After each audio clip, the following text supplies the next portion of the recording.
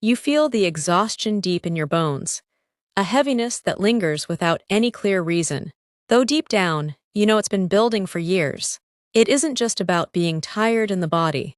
It's the weight of years spent swallowing truth, suppressing emotion, and putting others first at the cost of your own well-being.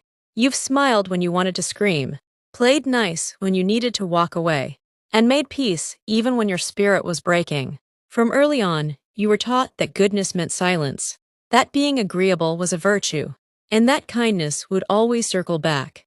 But the world doesn't function on idealism. Morality, when not grounded in wisdom, can become a trap. Life doesn't reward the most selfless, it rewards those who understand perception, power, and the emotional mechanics of human behavior. This training started in childhood. You were shaped by a desire to be accepted, to win love by being easy to deal with. Don't make trouble, be polite. Think of others first. These messages weren't just words, they were emotional blueprints. And so you learned to measure your worth by how well you fit in, how much you could give, and how little you could ask for in return. But that wasn't empathy, it was fear wearing a convincing mask. Fear of being rejected, of being seen as difficult, of standing alone, so you adapted. You softened your voice. You let your opinions dissolve in favor of harmony. You dimmed your light, just enough to not upset anyone else's comfort. What you mistook for virtue was actually the beginning of your vanishing. This wasn't about honor, it was about survival. And survival comes at a price. Every time you agreed when your heart disagreed. Every time you stayed silent to keep things smooth. You chipped away at your sense of self. Slowly, invisibly, parts of you began to go quiet.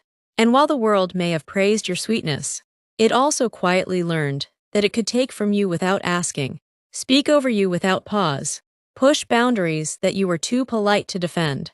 But surviving isn't the same as thriving, and being good isn't the same as being whole. Machiavelli, often seen as cynical, simply told the truth that many avoid. In The Prince, he observed that people judge not by who you are, but who you appear to be. His advice wasn't to be heartless, it was to stop being naive. Goodness does not guarantee protection. Naivety invites manipulation. To navigate a complex world, you must be both the fox and the lion, clever enough to sense dishonesty, bold enough to command respect. Boundaries are not an act of aggression, they are the expression of clarity. Forgiving someone who hasn't changed isn't kindness, it's self-abandonment. You've worn your sacrifice like armor, believing that, if you were good enough, patient enough, generous enough, you would finally be seen, chosen. Safe, but real safety isn't found in pleasing everyone.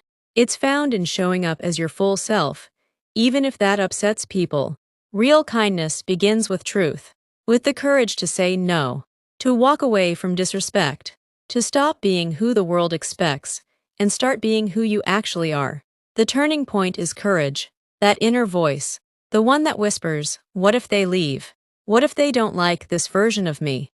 That voice belongs to the old you, the conditioned self, still hoping approval will buy belonging. Let it speak, then let it go. Pay attention to who gets uncomfortable with your growth. It's often the ones who thrived on your silence. The ones who love you will honor your becoming.